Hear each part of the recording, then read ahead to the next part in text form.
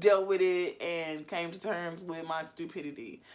So ended up getting pregnant by him again. So I have the baby, and me and him by this point are not together because he tried to kill me, literally. That's another story. So when I had the baby, by this point me and him not together, and I'm homeless still, but I got a second child. I came to the hospital, had the baby, stayed 2 days, got released, walked out the hospital. When I touched that threshold and I started looking around like, what the fuck am I finna do? Like the last possible moment, y'all, my mama pulled up. Like, you can come stay with me until you figure out, you know, something to do or whatever like that.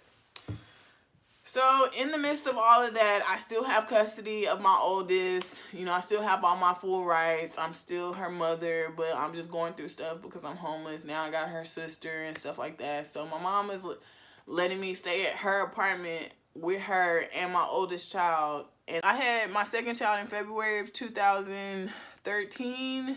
So I was there from March to about September at my mom's house before she eventually got fed up and kicked me out again. But before, you know, she put me out, I had recently gotten really sick and was diagnosed with chronic pancreatitis like 3 months after I had my second child. And that really changed my world very drastically, because everything that I had ever known had to change because I now had this illness. And so my mom was basically able to get me on the waiting list for an apartment while I stayed with her because I was sick and I had a newborn. So they basically told me I had to wait basically 7 to 8 months to get this apartment. November of 2013, it was going to be ready. My mom ended up putting me out literally the ending of September, beginning of October. Like a month before I was supposed to get my apartment, she put me and my second child out. And we were homeless for a month before we moved into my apartment. When we moved into my apartment, we didn't have anything but like trash bags and clothes. Literally like trash bags. Like maybe 4 or 5 trash bags full of my clothes and the baby's clothes. My apartment was so bare. But I was just so happy to finally not be homeless anymore. Because by this time, when I got this apartment, I had been homeless for like 3 or 4 years, y'all. And it was the worst. It was horrible. But that is another story. That is another story. So, by this time, I'm getting settled into the apartment. I still have custody of my child. Everything, you know, there's been no court cases. No one's removed her from my care. No one has made me sign my rights, you know, nothing. So, by this point, I'm getting myself together so that I can bring her home with me. Because before, I couldn't take care of her because my mom kept putting me out and I was homeless and I didn't know what the fuck I was doing because I was inexperienced just in life and just everything. I was inexperienced. And so the second year I was in my apartment, my mom started keeping my daughter from me. I got into like my second year in the apartment and I'm doing good and everything's steady and it's furnished and everything's coming together. I'm like, I'm ready to bring my baby home now. All I had to do was tell my mom I wanted her back, and the temporary guardianship form I had signed basically told her that when I said times is up, meaning you had to get my daughter back. So instead of her giving her back to me, y'all, she started keeping her from me. Couldn't go over there. When I went over there, I didn't get no answer at the door. She wouldn't answer my phone calls. She wouldn't, I just had basically no access to my child whatsoever, like at all. And it just never occurred to me that my mama was trying to do some sneaky shit because that was my mama. I just didn't think that she would do me like that, you know? But come to find out, y'all, she had already set her plan in motion. All she had to do was keep my daughter from me for 6 months and tell them that I had voluntarily relinquished my daughter to her, that she has not seen me in over a year. She doesn't know where I am. She doesn't know if I'm dead or alive. And she basically needs to change the parental-child relationship modification form because she needs to be basically my daughter's full-time guardian. She needs all access, all rights, all of that. She needs to be able to put me on child support because she doesn't know where I am and I'm not helping her take care of my daughter. All this bullshit, but it was lies, like literally lies, because my mom is like, at the time she was like 4 years old. She never graduated high school. She never went to college. She had no job skills. All she had was a long rap sheet of criminal charges that she had racked up. No other means of income, period. When I had my daughter and I was graduating high school, I was turning 18. I was basically getting off of her lease, basically, because I'm of age now. So if my mom, I think that if my mom wouldn't have went to court and did what she did, that she would be stuck in a situation similar to my homelessness situation, because she didn't have anything to depend on as far as like a 401k, a college, degree. She didn't know how to basically survive in the world. I say she didn't know how to technically survive in the world. I'm going to say that she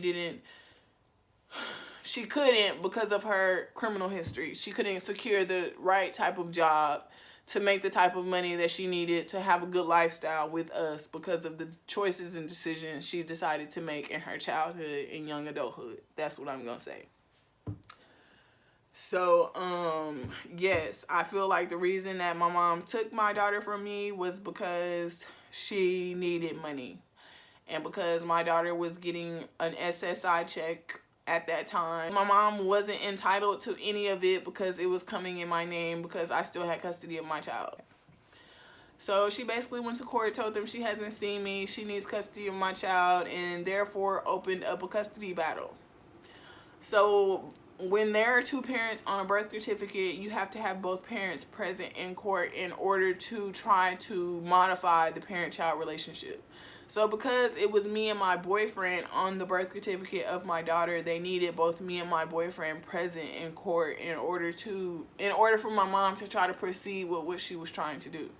So with the first 3 or 4 years of the court case, they couldn't ever get my boyfriend to show up because he basically didn't want to be in the middle of that. He was like, I accepted Emery for who she was because I love her and because I love you and because I want to be a family with you. But what I'm not going to do is work with your mom against you to take our child from you. It didn't really go well for like the first 4 years because the courts couldn't ever get in contact with him. But my mom always painted the picture that I knew where he was, that I knew why he wasn't coming to court, that I was that I was basically supporting him in his decision not to show up to court and not to handle his responsibilities as the legal father of my daughter. So eventually my mom was able to obtain a lawyer. Whoever makes it to them first is who they help first. They cannot help 2 people with the same case in the same county. So because my mom went there first, I couldn't go to them and get a lawyer. So when my mom got a lawyer, I was basically fucked because she had one and I didn't. So I would always have to go to court, and when I went to court, I would have to defend myself because I didn't have a lawyer, because I didn't have the money to afford a lawyer, because I didn't have the money to afford anything at the time. So all in all, fast forward through every horrible moment of that child custody case, I ended up losing custody of my child. So because I don't make 3 times more than $733 a month, then I can't have my child at this time. I don't know, my mom made it a money situation. I don't understand how it's a money situation. I could give a damn if my daughter gets that check or not. But basically they said that I couldn't afford to take care of her and afford to take care of one other child I had at the time. When court order was made up, it wasn't giving her full custody. She is the custodial parent with primary residence. So my daughter stays with her primarily, and she's supposed to come to me on 1st, 3rd, and 5th Fridays, and I pay child support for her. However, I never see her because they stay over 80 miles away. I actually moved back to our hometown, which is fucked up. She moved me down here to Dallas and fucked up my life, and then took my baby from me and moved back to Sherman. Y'all, it's just so crazy because I just feel like I've been through hell and hot water, and the only thing I really want to do at the end of the day is make YouTube videos and be a mother. And I feel like that I be so stressed out because I'm trying to do everything I can to make sure my life advances in the direction it's supposed to go, and still try to be a good mom and still try to make my daughter feel like she's included, because I feel like she doesn't feel like that because she doesn't get to see us enough, because my mom is holding some type of grudge. I don't know. Maybe she's trying to make up for how she messed up with me and my brother. She's trying to make up for that with my daughter. But I just feel like that's so fucked up, because how are you going to take my responsibility from me? Like, I can understand if you found me cracked out, or I'm selling my babies for drug money, some fucked up shit or something, because there's so many other horrible parents out here, y'all, that be making the news every motherfucking day that do not deserve their kids. And I be sitting over here like, bro, they still got their kids and they did that? But I just wanted to get on here and basically tell y'all more about my story, let y'all know what I'm really attempting to do with all of this YouTube stuff. I never expected it to work out for me. I really didn't. And I'm surprised every day, and I'm thankful every day just for all the supporters I have and all the people and the kind words, because y'all really just don't know how much it pushes me every day, because I really be ready to give up. Like, I just been going through so much all my life, and now that I'm almost 30, I feel like I'm 50. I feel like I just been at this for far too long. But I just feel like YouTube is going to give me an outlet. YouTube is going to give me a voice. YouTube is going to bring people to me that are in my situation, that are going through the things that I'm going through, and we're all going to be able to learn and grow from one another. And I'm looking forward to it. And I wanted to make this video because I want to let you guys know what's to come, because I have a very interesting story to tell, and I'm ready to tell it. It's been years. It's been a long time.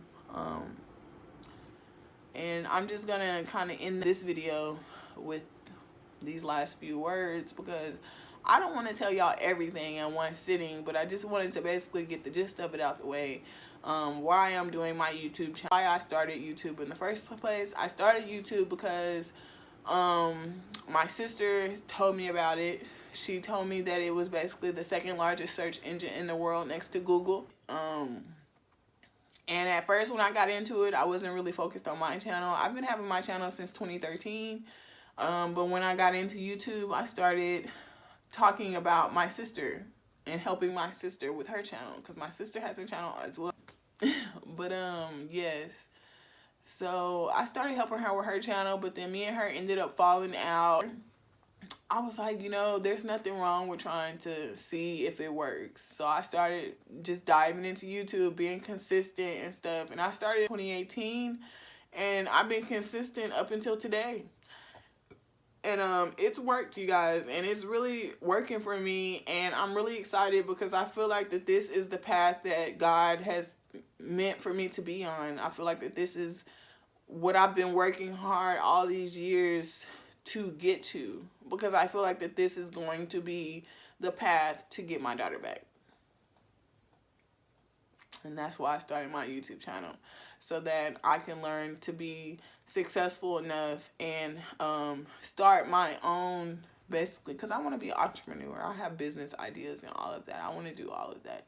So I feel like that YouTube is going to be my way to get there. And I feel like eventually with YouTube, I'll be able to afford a lawyer to get my daughter back and actually bring all of this dirty, nasty mess to light, because there were so many inconsistencies with my case, but there was nothing that I could do about it, because I didn't have a lawyer and because I didn't know what I was doing myself. But I just wanted to show them that I cared. I fought for 6 years, y'all. 6 years that custody battle went on. And eventually, I lost. I did lose. And it hurt my feelings. But I had to stop and look at the bigger picture. That maybe God is telling me right now that it's not the time, because he's still working on me. He's still getting me together. And she just recently turned 10. And I'm feeling kind of anxious, because the years are passing by so quick. She's getting older. But I really want her to know that I love her. I really want her to know that I never wanted to give her up. I never wanted anyone else to raise her. I just couldn't at the time, because of the circumstances I was going through. I feel like that my mom played me for a meal ticket, y'all. For me, it's not about the money. So when you're hearing me talk about it, you're always going to hear me saying that my mom stole my child from me, because she did. But basically, all in all, I feel like my mother used me for my daughter's money, so that she will be good in the end, because she didn't have anything to fall back on, because her life was over basically. She's almost 50. What does she have to lean on? What money does she have? What social security does she have to pull from? What, you know, job skills does she have? Like, it's a lot of stuff, y'all. It's so janky, but hopefully over the course of this year and next year, we can get these videos out and get them consecutive, so we can get y'all included in what's going on. Because I'm very interested in getting to know my subscribers and getting to know the people who support me and love me and want to see me do better, as I do y'all. I want to see y'all do better, and I love and support y'all as well. Anything y'all have anything to talk about, y'all want to talk about something, leave it down in the comments. Tell me, y'all. Hit me up on my social media. Official since day one is my Instagram. And I really feel good about this video, because I really don't like doing face videos and stuff like that, but I've been getting a little bit more confident, and so yes, I just wanted to sit down and have this talk with y'all. Hopefully I could put the whole video together to make it make sense. But thank you so much for tuning in with me on this video to get to know me and more about my life, and I really appreciate it, and I love you guys so much. And if you're new here again, please hit the subscribe button. Don't forget to take flight with us, and I'll see you guys in the next video. Thank you for tuning in with us. Please like the video. Don't forget to comment down below, and also subscribe for more videos of us.